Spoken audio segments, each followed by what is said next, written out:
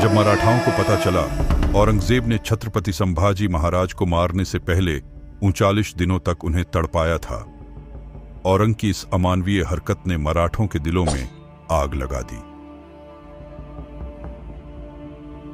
मराठाओं क्षेत्र के सभी राजाओं के आंतरिक मतभेद गायब हो गए और केवल एक ही लक्ष्य बचा, औरंगजेब और मुगलों का विनाश।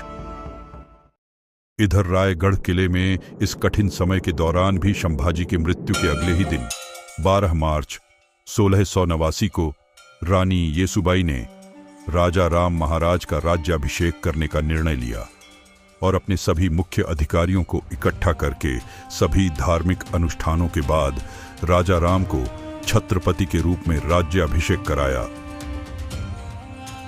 ऐसा करके उन्होंने आलोचकों और मुगलों को एक कड़ा संदेश दिया कि मराठा साम्राज्य अभी भी मजबूत है और लड़ाई लड़ने में सक्षम है, उनका छत्रपति अभी भी जिंदा है।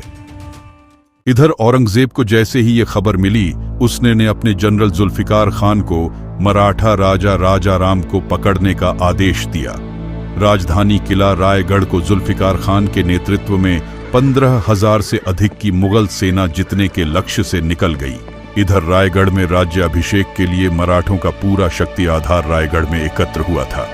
सबको जैसे ही आक्रमण की खबर मिली तो रानी येसुबाई ने तुरंत सबको सुझाव दिया, यदि मुगलों ने हमला किया और हमारी सारी शक्ति अधिकार एक साथ पकड़ी गई तो यह हमारे भविष्य के लिए घातक साबित हो सकता है। आप सब जल्द ही यहाँ से निकल जाएं। लेकिन महारानी, आप सब और हमारे राजे का क्या? नहीं, हम लोग अपने महाराज को अकेले नहीं छोड़ सकते। मैं किसी तरह राजा राम महाराज को यहाँ से बाहर निकलवा दूंगी। आप लोग बस जल्द निकल जाएं। ये रानी का आदेश है। रानी येसुबाई ने सुझाव दिया कि राजा राम महाराज को अलग अलग गढ़ों से लड़ते हुए बाहर निकलना चाहिए। उनको अंत में जिंजी में जाकर सुरक्षित रहना होगा, क्योंकि जिंजी का किला एक अभेद किला था। येसुबाई की सलाह तदनुसार राजा राम महाराज, यशाजी कंक और रामचंद्र पंत अमात्य के सुरक्षा घेरे की बदौलत भेष बदलकर रायगढ़ से भाग निकले।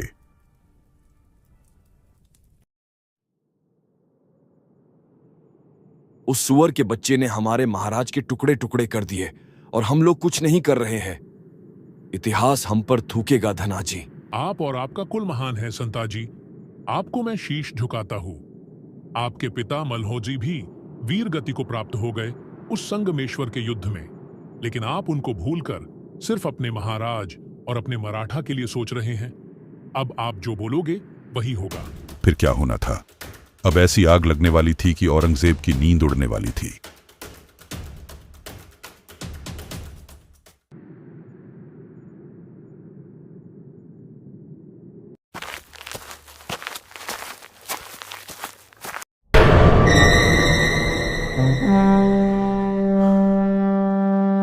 औरंगजेब बाहर निकलकर देखता है मराठा के 2 बब्बर शेर संताजी और धनाजी और उनके साथी शेर पागलों की तरह मुगलों को काट रहे हैं। उस रात गुरिल्ला युद्ध के उस्ताद मराठों ने सिर्फ 2000 योद्धाओं के साथ औरंगजेब की विशाल मुगल सेना पर हमला कर दिया।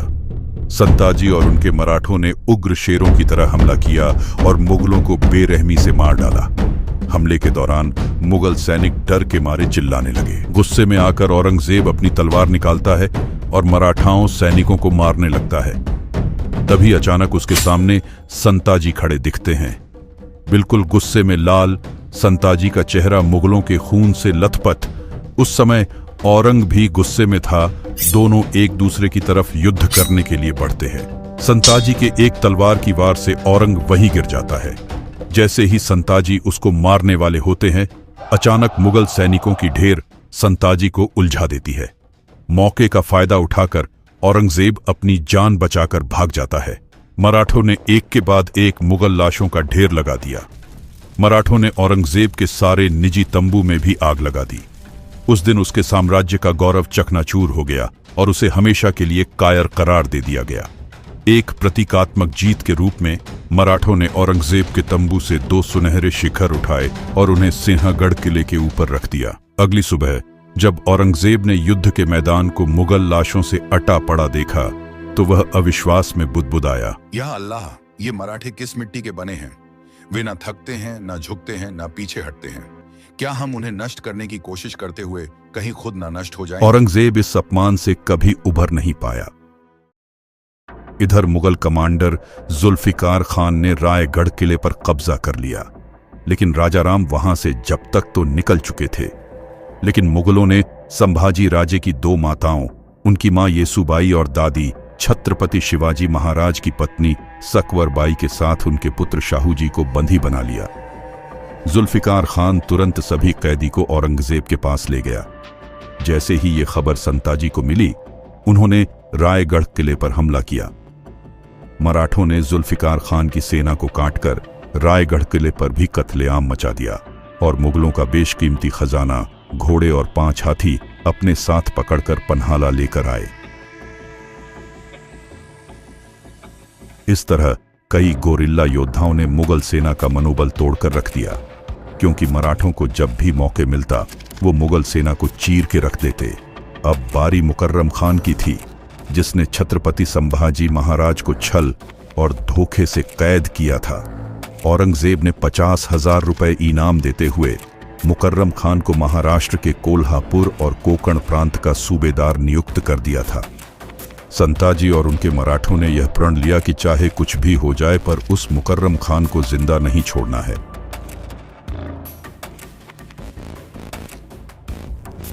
दूसरी ओर हमारे महाराज राजाराम प्रतापगढ़ से अब वे सज्जनगढ़, सतारा, वसंतगढ़ होते हुए पन्हाला किले तक पहुंचे। अब उन्हें यहां से रानी येसुबाई के कहे अनुसार जिंजी निकलना था, लेकिन औरंगजेब भी राजाराम को पकड़ने पर तुला हुआ था। चतुर औरंगजेब जानता था कि नवराज्याभिषेक करने वाला राजाराम जान बचाने के लिए जिंजी ही जाएगा। उसने जिंजी जाने वाले सभी मार्गों पर कड़ी निगरानी रखने का आदेश दिया। उसने यह सुनिश्चित करने के लिए गोवा के पुर्तगाली वायसराय की मदद भी ली थी कि राजाराम समुद्र का मार्ग का उपयोग न कर पाए।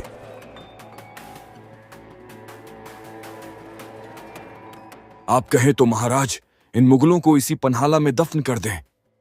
नहीं संताजी, हमारा कर्तव्य ये है कि महाराज को सुरक्षित जिंजी तक पहुंचाना होगा, क्योंकि फिलहाल रानी येसुबाई और शाहू जी मुगल के कब्जों में है।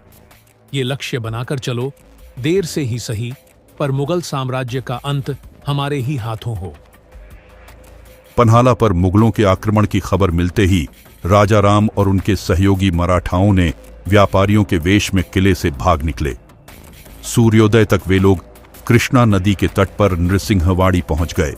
उन्होंने कृष्णा नदी पार की और दक्षिण की जाने के बजाय पूर्व के दक्कन की ओर जाने वाले रास्ते पर चल पड़े, क्योंकि मुगलों को बेवकूफ बनाना था। उन लोगों ने जिंजी जाने के लिए एक बार घूमकर फिर कृष्णा नदी पार करने की योजना बनाई। उन्होंने घुमावदार रास्ते का इस्तेमाल किया। महाराज की शिमोगा यात्रा गोकक, सवादट्टी, नवलगुंड, अनेगरी, लक्ष्मीश्वर, हावेरी और हिरेकेरुर से होकर गुजरी। शिमोगा पहुंचने से पहले लक्ष्मेश्वर परगना से गुजरते समय वहां के मुगल अधिकारियों को उनकी यात्रा की भनक लग गई और वे अपनी सेना के साथ उनके दल का पीछा करने लगे। यहां उनका सामना वर्दा नदी से हुआ। महाराज ने बहिर्जी और मालोजी घोरपड़े के भाइयों की मदद से इसे पार करके अपने पीछा करने वालों को चकमा दिया, लेकिन आगे बढ़ने पर उन्हें पता चला कि उनका मार्ग मुगल दुश्मन सेना ने रोक रखा है। ऐसी कठिन परिस्थिति में छत्रपति शिवाजी महाराज से प्रशिक्षित शक्तिशाली योद्धा संताजी जगताप और रूपाजी भोसले अपने राजा की रक्षा के लिए तैयार हो गए। शत्रु सेना को रोकने की जिम्मेदारी संताजी जगताप को सौंपकर राजाराम महाराज रूपाजी भोसले के साथ आगे बढ़ गए।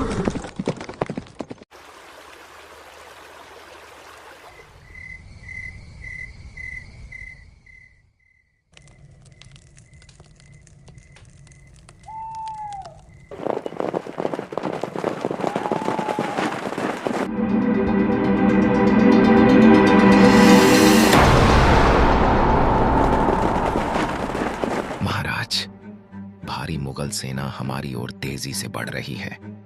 राजाराम महाराज तेजी से उठते हैं, चारों ओर देखते हैं। पास खड़े सेनानायक चिंतित हो उठते हैं। तभी घोड़ों की टापों की आवाज और तेज हो जाती है। महाराज, हमें तुरंत निकलना होगा। मुगल सेना हमें चारों तरफ से घेर रही है। इससे पहले कि मराठा सैनिक कुछ कर पाते, अब्दुल्ला खान की विशाल सेना चारों दिशाओं से हमला कर देती है।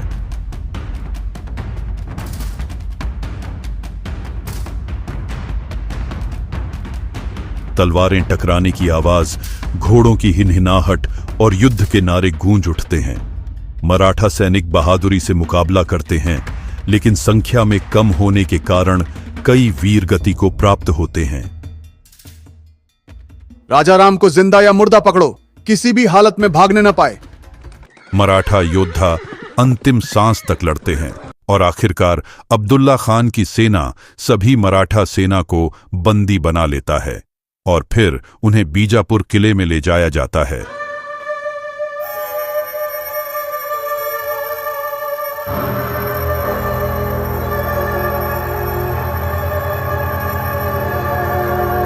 आखिरकार मराठाओं का राजा राजाराम हमारे कब्जे में है।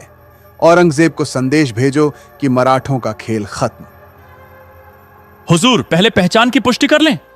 क्या मतलब? राजाराम हमारे सामने खड़ा है। सैनिक बंदियों को जबरन घसीटकर सामने लाते हैं, लेकिन उनमें से कोई भी राजाराम नहीं होता। अब्दुल्ला खान का चेहरा अचानक गंभीर हो जाता है। धोखा, ये कैसे हो सकता है? तभी एक घायल मराठा सैनिक हंसता है। उसकी आंखों में चमक और चेहरे पर वीरता झलकती है। राजा राम महाराज तेरे हाथ कभी नहीं आएंगे। मराठा साम्राज्य को खत्म करने का सपना मत देख अब्दुल्ला। राजा राम, इस बार तो तू मेरे हाथों से बच गया, लेकिन बहुत जल्द मैं तुझे तेरे बाबा साहेब और भाई के पास भेजूंगा। मराठाओं ने एक बार फिर मुगलों को चकमा दे दिया था। अब्दुल्ला खान के घमंड को करारी शिकस्त मिली, लेकिन मुगलों का कहर अभी खत्म नहीं हुआ था। अब्दुल्ला खान ने उन सभी सड़कों पर अपने जासूस तैनात कर दिए थे जिनसे राजा और उनके लोग यात्रा करने वाले थे। राजा राम महाराज और उनके लोग मुगल जासूसों से बचने के लिए आगे की यात्रा में घोड़ों का उपयोग करना छोड़ दिया। इसलिए वे सामान्य यात्री, तपस्वी, संत, व्यापारी, भिखारी आदि बनकर आगे बढ़ते रहे। वे मुगल चौकियों से बचने में कामयाब रहे और मुगलों को चकमा देकर 300 किलोमीटर दूर बेंगलुरु पहुंच गए। वहां पहुंचते ही बेंगलोर में एक और घटना घटी जो मराठों के लिए खतरा खड़ा कर दिया। वहां का एक सहयोगी राजा राम महाराज के पैर धो रहा था और कुछ स्थानीय लोगों ने यह देखा।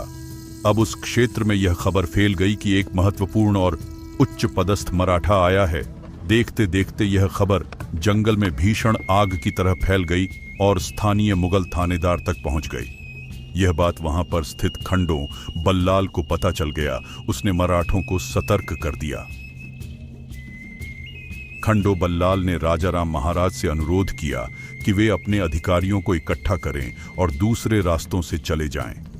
मुगलों को भटकाने के लिए खंडो बल्लाल और कुछ अन्य लोग यहीं रुक गए।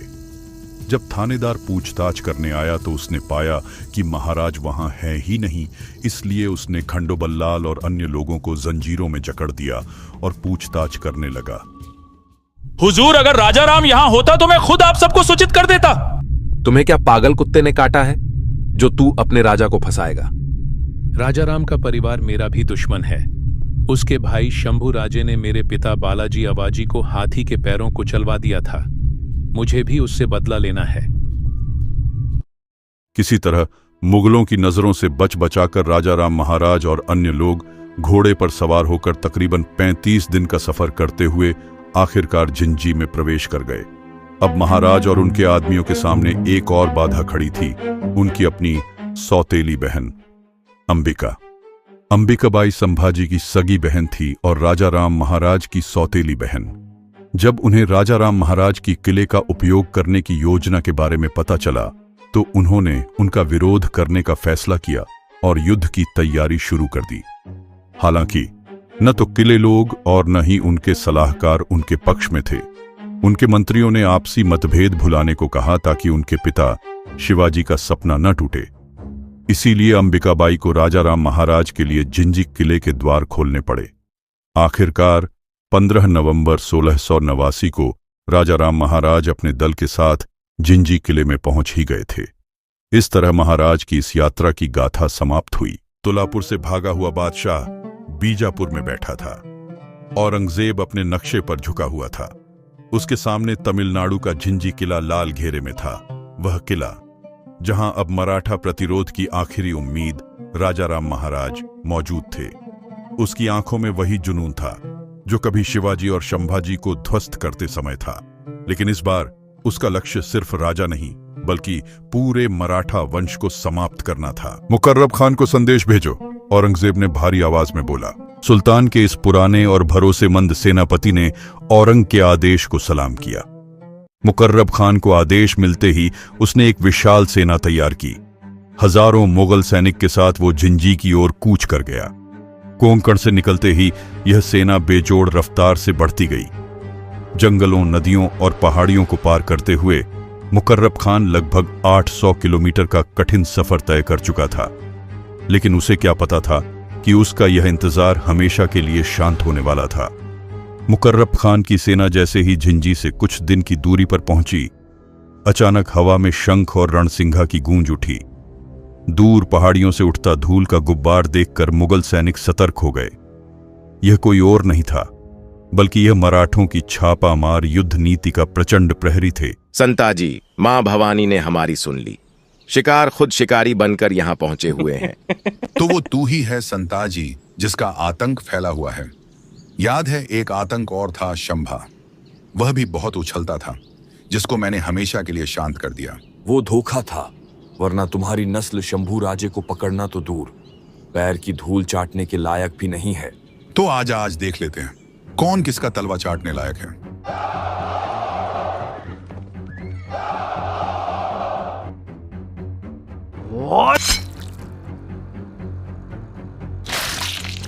दिसंबर 1689 के अंत में मराठा सेना ने मुकर्रब खान की विशाल सेना को गाजर मूली की तरह काटकर तबाही मचा दी।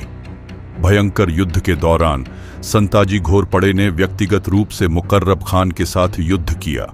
जब मुकर्रब संताजी का सामना नहीं कर पा रहा था तो वहां से भागने लगा। संताजी ने उसका पीछा किया।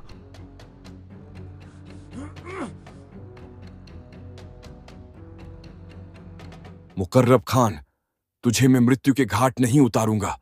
जिस तरीके से तुमने हमारे महाराज को 40 दिन तड़पाया था, उसी दर्द को आज तू महसूस करेगा।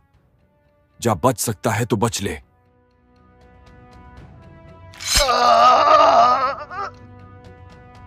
मुकर्रब खान के घाव इतने गंभीर थे कि उसके बचे हुए सैनिक उसको उपचार के लिए ले जाने लगे, लेकिन मुकर्रब खान की वही दर्दनाक मौत हो गई। मुकर्रब खान की मौत के साथ मराठों ने छत्रपति संभाजी महाराज की शहादत का बदला लिया।